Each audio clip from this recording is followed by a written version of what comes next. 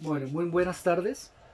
El día de hoy vamos a hablar un poco sobre el proyecto, que ustedes como estudiantes del área andina se encuentran desarrollando en la asignatura Cátedra Pablo Oliveros Marmolejo. Si bien saben que esta asignatura se desarrolla con el propósito de desarrollar, potenciar una serie de competencias necesarias para enfrentarnos como profesionales, como seres humanos a un mundo cambiante. Por ello, el área andina, el área andina propone potenciar 10 competencias y las presenta en este módulo como nos. Y como estudiantes y pues como docente debemos hacer 10 microcursos. Como evidencia del desarrollo de estas competencias se dejan una serie de actividades. Entre esas está el desarrollo de un proyecto, el cual consiste en identificar un problema real de nuestro contexto cercano y darle unas posibles soluciones. Para que estas soluciones sean demostrables y efectivas y eficaces, se puede decir, eh, pero lo más importante, que se pueda demostrar que son reales y que sí se pueden aplicar, se debe hacer un proceso de investigación, un paso a paso que nos permita generar, como les digo, estas propuestas de solución al problema. Por ello se pretende desarrollar un proyecto de investigación que tiene como eje central o como, como documento que se permita evidenciar este proceso de investigación, eh, unos puntos que deben ser tenidos en cuenta al momento de presentar nuestro documento. El primer punto es la portada. En la portada debemos tener la información importante, relevante, como es los integrantes del grupo de investigación, del equipo de investigación, perdón, la institución educativa, de pronto la escuela a la que pertenecen, si es relevante de pronto la asignatura en la que estamos trabajando o de pronto el programa académico que estamos desarrollando, el docente o tutor, el nombre del docente o tutor y eh, la fecha cuando se presenta el documento. El segundo es un resumen, como su nombre lo dice, es un resumen de los puntos estratégicos y sí, estratégicos de la propuesta. Este resumen es el que impacta realmente al lector cuando toma un documento.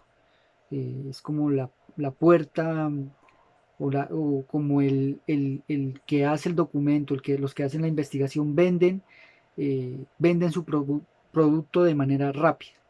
Entonces, cuando uno como lector toma ese resumen, lee ese resumen y lo incentiva a profundizar el documento. Eh, por eso debe tener puntos importantes, relevantes, como de pronto cómo se logró plantear el problema, que de pronto qué autores toman como referencia, y de pronto la idea global de la propuesta, la solución del problema. Después seguimos con la tabla de contenido, como lo dice su nombre, la tabla de contenido tiene que tener todos los puntos relacionados. A partir de ahí, eh, todos los puntos, de pronto la tabla de contenido, si hay subtítulos, subtítulos, de temas, subtemas, todas esas cosas. Posteriormente seguimos con la introducción. Esto es algo mucho más amplio al resumen. Posteriormente, cuando uno como lector toma un libro o una propuesta de investigación, lee el resumen. Si le llama la atención, si le impacta ese resumen, pasa a la introducción. La introducción es el enganche entre el, ese es el enganche total entre el investigador y el posible lector, que puede ser el que va a invertir en la propuesta, que puede ser el que va a autorizar un posgrado para una beca, o sea, para poder que los investigadores puedan continuar con sus estudios a nivel de beca para que puedan implementar su propuesta de investigación, cosas como esas, ¿no? Por eso es tan importante esta introducción.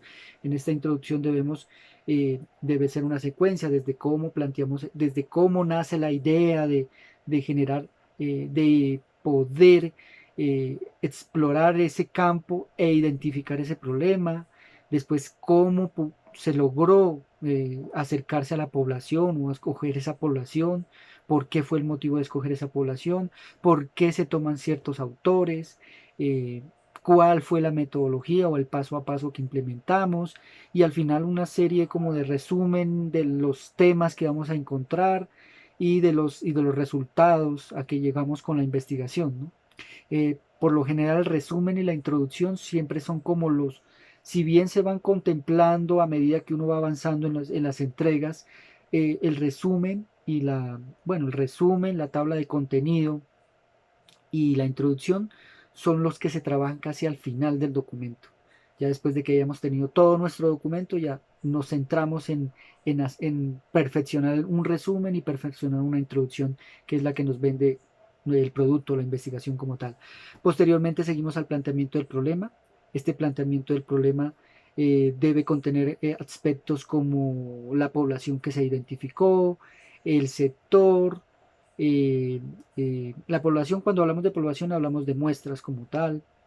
De pronto se puede referenciar a cuadros estadísticos o estadísticas o investigaciones que hablen de ese problema o de hablen de una problemática más grande, pero no se ha trabajado en ciertos factores de esa problemática, o de pronto ustedes referencian eh,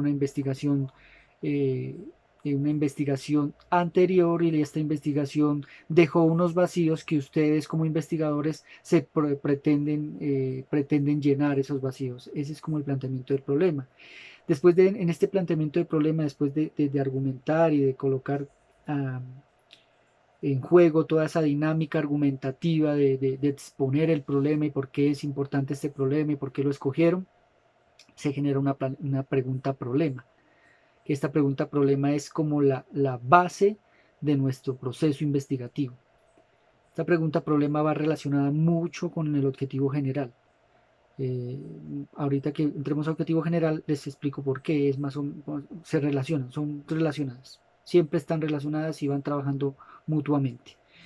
Posteriormente continúa con la justificación, se profundiza, ya después de haber tenido el problema y el planteamiento del problema, se justifica por qué tomamos este problema y no tomamos otro problema, por qué, por qué decidimos en sí continuar. Un ejemplo, si estamos hablando de una investigación, que tomamos una investigación anterior y la queremos profundizar, ¿por qué es importante esta profundización? ¿O por qué tomamos eh, como referencia determinada población y no otra población? ¿Por qué tomamos ciertas características de una comunidad y no de otra comunidad? Cosas como esas, hablemos de una problemática como es el COVID-19 actualmente. Entonces, ¿por qué tomamos las causas del problema de distribución de alimentos y no tanto el problema de trastornos, o bueno, sí, o la problemática que se está generando al interior de los hogares a nivel de violencia intrafamiliar? Entonces, cosas como esas, ¿no? De por qué desglosamos o por qué tomamos un aspecto y no tomamos otro aspecto. Ahí va la justificación. Posterior a ello encontramos los objetivos, que se dividen en dos: objetivos general y objetivos específicos.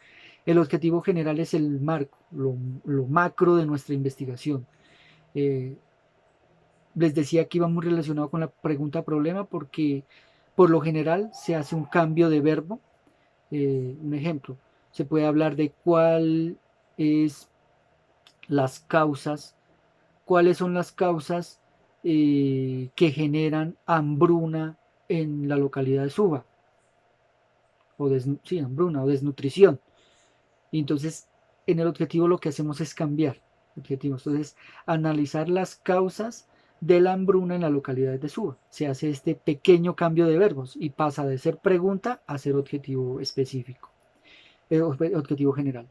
Los objetivos específicos son como los peldaños que nos permiten dar dar respuesta a ese objetivo general como tal. Entonces siempre van de menor a mayor. Un ejemplo, si estamos analizando unas causas, empezamos con identificar. Identificamos determinadas causas en ciertas poblaciones. Posteriormente podemos utilizar otro objetivo que nos diga eh, como desligar, puede ser, no, objetivo, sí. Podemos estar hablando de indagar, después profundizar en una de las causas, o sea, si identificamos unas 10 causas, entonces profundizar en ciertas causas y al final podemos como contemplar el objetivo general de aplicar o plantear propuestas.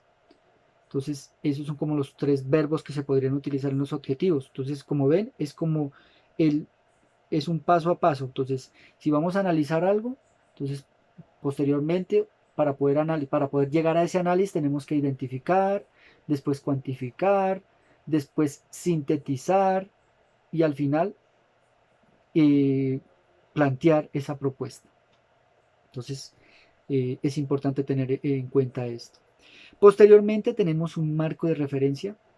Acá lo utilizamos como marco de referencia porque eh, abarca, si bien en otras investigaciones podemos encontrar que marco conceptual, marco normativo, marco teórico, entonces son tres o cuatro, hay diferentes tipos de marcos que son para investigaciones de pronto más amplias, para tesis doctorales específicamente, que utilizan ese tipo de marcos.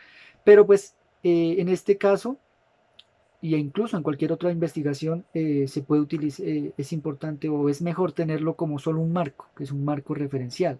¿Esto qué quiere decir? Que fusionamos todos estos marcos en un solo marco. Entonces, un marco de referencial debe contener la parte teórica, la parte conceptual, la parte normativa. Entonces, después de poder desglosar unas ciertas categorías, esas categorías siempre se desglosan del objetivo general. Entonces, como hablamos anteriormente, analizar las causas de la hambruna en la localidad de Suba. Entonces, empezamos a desglosar un tipo de categorías. Entonces, podemos desglosar hambruna, es una categoría. Eh, y esa categoría como la hambruna, entonces la pasamos al marco de referencia y empezamos a analizarlo desde la parte teórica. ¿Qué definición encontramos de hambruna? ¿Qué autores han investigado la hambruna? ¿En qué partes del mundo se ha hablado de hambruna? Y se empieza a hablar desde la parte internacional a la parte nacional. Entonces, incluimos la parte, ahí van las partes conceptuales y parte teórica. Y entramos a la parte normativa, entonces, ¿qué leyes se han implementado en Colombia para tratar la parte de la hambruna? De pronto se mencionan los decretos, se puede relacionar una tabla y en esa tabla nombrar desde qué año se empieza como a preocupar el Estado por la hambruna y a generar un tipo de políticas o estrategias que den como solvencia a esa problemática de hambruna. Entonces todo va a funcionar y cada una de las categorías que escogemos se debe hacer de esta manera. Tomar la parte conceptual, la parte teórica y la parte normativa y nombrarlo en este marco de referencia. Posteriormente hablamos de metodología, que es el paso a paso para poder eh, darle respuesta a ese objetivo general eh, y a los objetivos específicos. Entonces, cuando digo metodología o paso a paso, bueno, primero va incluido un cronograma en esta metodología. Perdón. El cronograma como tal debe estar sustentado desde cuando iniciamos el proceso de contemplar el problema hasta su implementación. Si bien el proceso de ustedes termina cuando puede ser cuando entreguen el trabajo ahorita y la iniciativa de la propuesta no se pudo llevar a cabo, pero ya quedó muy bien contemplada que llega otro grupo o ustedes más adelante pueden aplicar estas pruebas y generar resultados, entonces asimismo lo deben presentar en el cronograma. Si iniciamos en marzo y al final ya como tal la contemplación a la propuesta después de hacer vendida o de conseguir los patrocinadores se puede desarrollar hasta marzo del otro año o hasta diciembre del próximo año del 2021, debe estar desglosado y por tiempos, ¿no? Ese es el cronograma. Eso es lo que debe introducir primero el marco en la parte metodológica.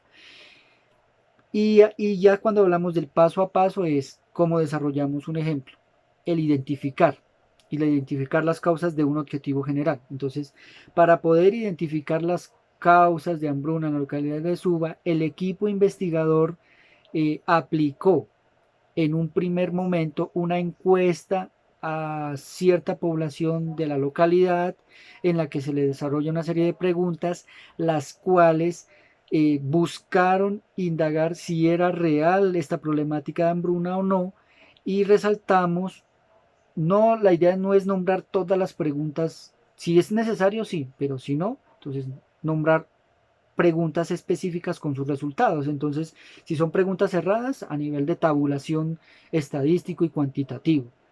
Y si son preguntas abiertas, tomar los conceptos que nos brindan los participantes de la investigación y ampliar esa argumentación desde la teoría, ¿no? Eso es lo importante. Entonces, en esa metodología es eso. Entonces, decir, se aplicó una entrevista, posteriormente nos dirigimos al lugar de la localidad, a estos barrios, donde aplicamos una observación y registramos nuestra información en un diario de campo.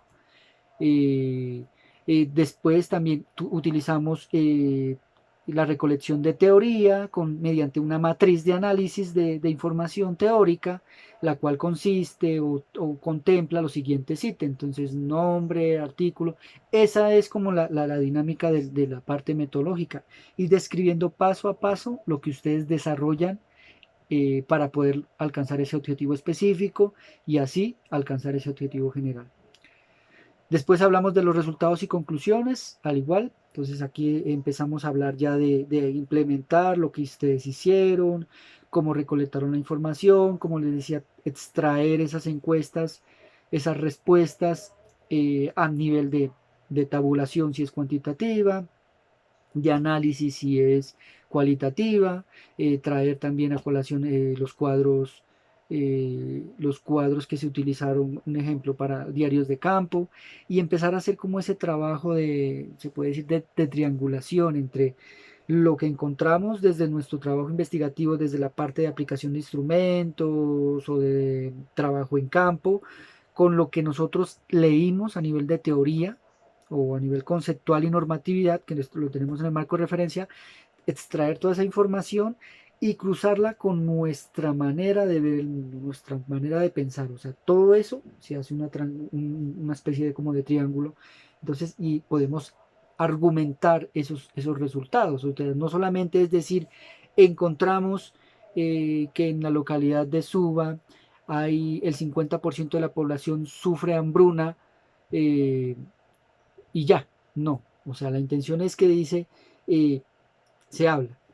Encontramos desde el instrumento que el 50% de la población de la localidad de sufre hambruna por el desplazamiento forzado, sí, por el desplazamiento forzado, por la desempleabilidad, por la falta de preocupación del Estado en concentrarse en esta población, a lo cual surgen una serie de problemáticas a nivel social y psicológico, donde lo social, un ejemplo, el autor, eh, el autor X nos propone unas diferentes dinámicas. A nivel psicológico encontramos que se generan problemas del desarrollo, desde la psicología del desarrollo, donde vemos que estos niños pueden, o los niños expuestos a estas condiciones de hambruna, algo así. O sea, entonces eso es como el argumento que se pretende exponer. Es un argumento como siempre respaldado desde la parte teórica, desde la parte normativa. Es ese juego que ustedes tienen que presentar en los resultados. Después de esos resultados y conclusiones, resultados y discusiones, se generan unas conclusiones finales y estas conclusiones deben ir enlazadas a la propuesta o a las propuestas de solución al problema, que ese es el último punto. Entonces, los resultados como tal es como un resumen del análisis argumentativo que ustedes exponen en los resultados y, y generan ese tipo de conclusiones que nos permiten generar realmente acciones o propuestas realmente que se pueden llevar a cabo. Estas propuestas, en esta propuesta de soluciones deben ser contempladas unos aspectos positivos y unos aspectos negativos, unos pro y unos contra, y asimismo dar unas posibles soluciones tentativas a los aspectos negativos que se puedan dar en la implementación de la propuesta. Por último, las referencias bibliográficas. Es muy importante citarlas con normas APA. Estas referencias bibliográficas deben estar citadas